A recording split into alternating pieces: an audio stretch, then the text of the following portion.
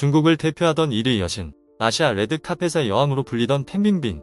수많은 영화와 광고를 섭렵하며 그녀의 이름 석자는 곧 권력과 부를 의미했습니다. 그러나 모든 것이 완벽해 보이던 그 순간 중국 연예계 역사상 최악의 스캔들이 터졌습니다. 바로 그녀의 인생을 무너뜨린 금기어, 음양계약. 이 단어 하나가 그녀를 정상에서 단 하루 만에 나락으로 떨어뜨렸습니다. 880억 위안에 달하는 벌금, 그리고 흔적도 없이 사라진 여신. 중국 전역을 뒤흔든 이 사건은 단순한 탈세 문제가 아니었습니다. 권력, 검열, 그리고 연예계의 어둠까지 맞물린 상상 이상으로 복잡한 음모가 숨어 있었죠. 과연 팬빙빙의 몰락 뒤에는 어떤 진짜 진실이 있었던 걸까요? 영상이 흥미롭다면 좋아요와 구독, 알림 설정까지 부탁드립니다. 이제 시작합니다. 팬빙빙은 1981년 9월 16일 산둥성 칭다오시 중국에서 태어났습니다. 1998년 황제의 딸에서 조연 금세 역으로 이름이 알려지기 시작했습니다. 흔히들 이 작품이 데뷔작이라고 여기지만 실제로는 1996년에 방영한 드라마 여강인을 통해 데뷔했습니다. 이후에는 2003년 드라마 평종협명록에서 울려요. 2004년 영화 핸드폰의 주연을 맡으면서 점차 인지도를 높이기 시작했습니다. 2004년 백화장 영화제에서 여우주연상을 받으면서 주연급으로 발돋움하여 탑스타가 되었습니다. 2011년 제24회 도쿄국제영화제 심사위원을 맡았습니다. 2013년 영화 아이언맨 3의 결말 부분에 약 3분가량 출연했습니다. 2015년 후난위성TV의 무미랑전기에서 측천무 역을 맡아 열연했습니다. 2017년 샤를 드모 감독의 영화 화광미적 여인이 중국에서 개봉했습니다.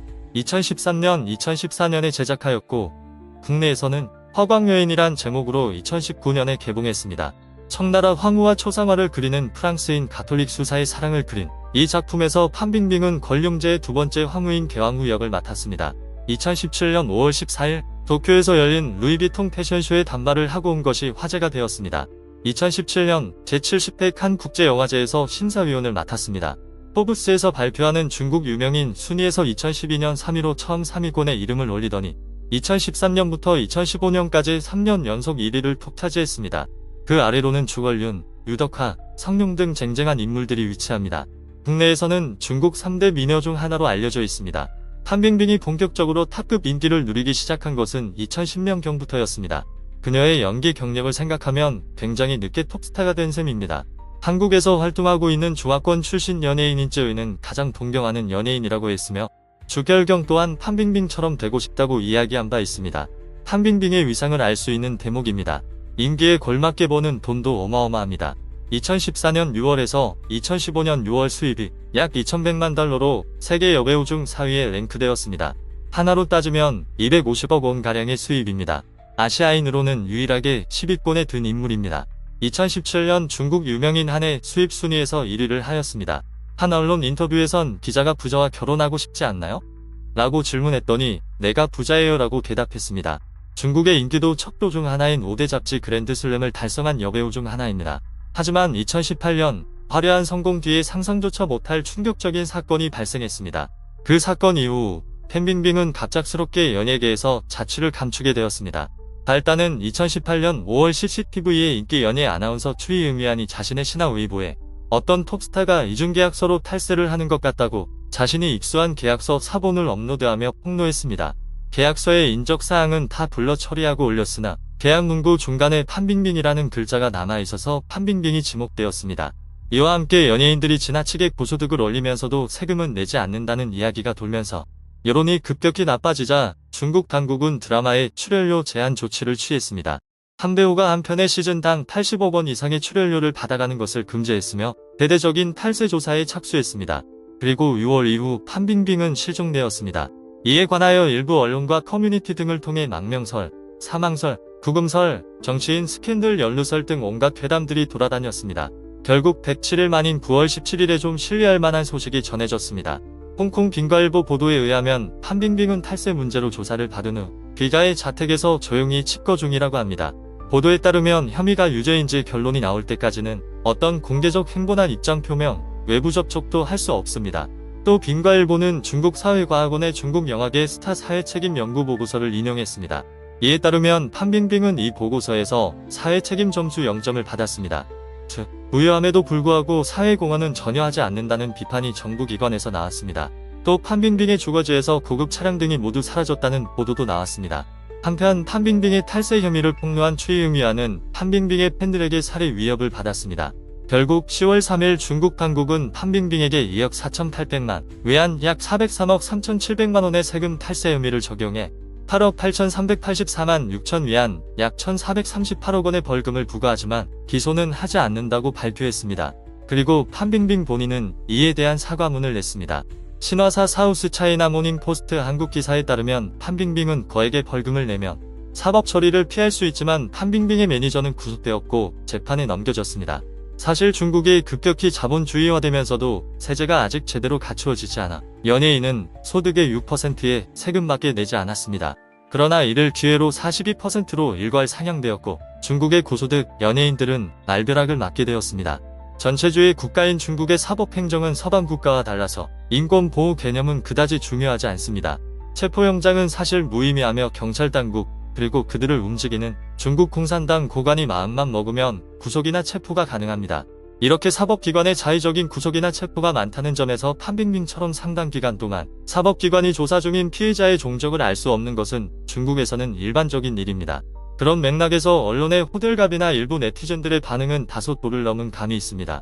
괴담의 시작은 망명을 주장한 대만말 뉴스였고 이를 시점으로 판빙빙의 실종이 조명되었는데 이후 다른 설들이 나오면서 망명설 자체는 사그러들었지만 망명설의 전제가 되는 성상납 강요설과 제명 조작설만큼은 오히려 거의 기정사실처럼 받아들여지면서 다른 괴담으로 발전했습니다. 심지어 본인이 모습을 보여서 논란을 종식시킬 수 있다고 할 수 있는 뉴스에도 삼류야설 같은 시나리오를 상상하는 댓글들이나 달아댔으니 답이 없습니다. 한마디로 귀에 걸면 귀걸이, 코에 걸면 코걸이라는 식으로 팩트가 어떻게 나와도 괴담 쪽으로 끼워 맞추려 했습니다. 홍콩 언론들은 이에 대해 시진핑의 장점인계 대숙청의 일환이라고 보았습니다. 판빙빙은 장점인 계열관 시들을 이용해 떴는데 시진핑의 장점인 지우기가 본격화되며 판빙빙 또한 대가를 치르게 된 것이며 이는 연예계 문화계에 자리잡은 장점인계 전체에 보내는 경고라는 분석입니다. 다만 이 설은 판빙빙의 모교가 장점인의 정치적 기반인 상하이에 있는 상하이사범대학이라는 점, 판빙빙 기획사가 상하이에 본부를 두고 있으며 시진핑의 부패 단속에 걸린 인사들이 대체로 장점인의 상하이방이라는 점만 빼면 근거가 희박합니다. 판빙빙은 2000년 중국 3대 기획사인 화이브라더스에 합류하고 나서부터이며 화이브라더스가 매니지먼트뿐만 아니라 직접 드라마, 영화를 제작하면서 자사 연예인들을 흥행작에 꽂아줬기 때문에 탑스타로 올라갈 수 있었습니다. 이후 2007년에 계약이 끝나서 판빙빙은 1인 기획사를 세우며 독립했지만 당시 화이브라더스 소속인 연예인들은 대부분 성공했습니다. 안젤라 베이비나 조로영도 화이브라더스와의 계약 후 탑스타로 떠오를 수 있었습니다. 더구나 이 설에서 판빙빙의 후견인으로 지목된 장점인의 신복 정치웅은 2008년에 이미 주석 후진타오와의 권력 다툼으로 부주석에서 밀려났으며 후임자가 바로 시진핑이었습니다. 판빙빙이 1인 기획사를 차릴 때 돈을 벌기 시작한 때가 2000년대 후반부터인데 이미 정칭웅은 실각된 상태였습니다. 2013년에 시진핑이 정권을 잡자마자 상하이방을 때려잡기 시작했는데 그때 판빙빙은 위축되기는커녕 떼돈을 벌고 있었습니다. 중국의 연예계에 뜨려면 권력의 후광을 잇는 것이 필요하지만 이미 숙청 대상이 된 쪽은 권력과 밀착해서 뜨기는 힘들었기 때문에 이 주장의 신빙성은 없습니다. 이런 상하이방에 대한 보복설은 설득력을 잃었습니다. 대만의 자유시보는 판빙빙과 집권자인 시진핑의 최측근인 왕치산 연루설을 내세웠습니다.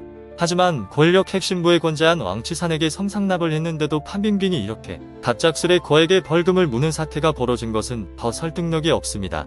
판빙빙 사태 이후 중국 관영 및 반관영 언론들이 대대적으로 연예계의 비리를 보도하며 연예계의 부패를 손봐야 한다고 주장했습니다. 중국 여론도 연예계에 불리하게 돌아간 것으로 봐서는 시진핑 정부가 판빙빙을 본보기로 삼아 연예계에 대한 대대적인 손보기를 하려 했다는 주장은 신빙성이 있습니다. 즉, 일반 인민들에 비해 터무니없이 고소득을 올리면서 위화감을 조장하는 연예계를 손봐서 미국 중국 무역전쟁에서 밀리는 모양새로 스타일을 구긴 시진핑의 이미지를 만회하고 탈세가 만연한 연예계를 정화하면서 문화계에 대한 고삐도 다시 죄는 일석이조로 본 모양입니다. 중국인들도 대충 이쪽으로 각을 잡는 반응을 보였습니다. 사실 중국 연예계에 눈먼 돈이 몰리면서 임연 계약이나 탈세는 일반적입니다. 해외 합작을 명목으로 거액의 외화가 송금되어 대부분 엉뚱한 곳으로 나가면서 정작 중국 배우는 카메오 수준으로 나오는 졸작이 많았습니다. 어쨌든 판빙빙이 탈세 및 임연 계약으로 공개된 소득보다 훨씬 많은 수입을 올린 것은 사실로 보입니다. 벌금 및 추징세를 내기 위해 보유하고 있던 수십 채의 가옥을 매물로 내놓았다고 합니다. 한편 판빙빙은 10월 7일 실종 사태 이후 처음으로 공개석상의 모습을 드러냈습니다. 여하튼 이 사태로 판빙빙은 거액의 추징금을 납부한 외에도 800억을 투자해 제작 중이던 드라마 이중도 하차 당하는 등 엄청난 손실을 입었습니다. 벌금 및 추징액 1,400억을 자기 소유 건물 41채를 처분해서 이틀 만에 납부했다고 할 정도로 그동안 돈을 많이 벌어서 당장 거지가 된 것은 아니지만 앞으로는 제작이든 본인의 직접 출연이든 당분간 이전처럼 돈을 벌기가 어려워졌다는 것이 문제입니다. 여기에 본인 이미지도 타격을 입으면서 그를 CF 모델로 기용했던 여러 명품 업체들이 모두 기용을 취소할 것을 고민한다고 전해졌습니다. 이 일로 2018년 11월 24일에 KBS 조이 차트를 달리는 남자의 소름 끼치는 연예계 미스터리 편에서 랭킹 3위에 이름을 올렸습니다. 사건의 발단이 CCTV의 연예 앵커인 추이유미안의 폭로인데 중앙일보 보도에 따르면 중국의 유명 감독 펑샤오강 감독에 대한 추이유미안의 원한 때문에 벌어진 일입니다. 펑샤오강 감독은 화이브라더스가 제작한이라는 영화를 연출하며 데이트를 쳤습니다. 여기 출연한 판빙빙도 게스타로 발돋움했습니다. 이 영화는 견실한 이미지와는 달리 임신한 아내를 두고 미녀와 바람을 피우다 이혼당하는 유명 앵커의 이야기를 다루었습니다. 이 배역은 추이유미안을 모델로 삼은 것이라는 소문이 파다했습니다. 중국인들도 영화의 바람둥이 아나운서가 추이유미안의 본 모습이라고 생각하게 되면서 추이는 이미지에 큰 타격을 입었습니다. 이 때문 추이유미안이 이 영화 감독인 펑샤오강 및 배우인 판빙빙에게 이를 갈다가 속편을 만든다는 이야기를 듣자 결국 판빙빙의 탈세 및 이면 계약건을 터뜨렸습니다. 추이유미안은 판빙빙 건을 터뜨린 후 관계당국에 의해 참고인 조사를 받았습니다. 판빙빙 기획사의 관할 세무서인 상하이 세무총국이 판빙빙을 비호하고 있어서 자신이 보복으로 조사를 받은 것이라고 주장했습니다. 그리고 영화의 스태프들, 즉 감독 펑샤오강, 작가 류전인, 제작자 왕중진, 왕중내일을 디스하면서 아직도 뉘우치지 않고 있다고 비난했습니다.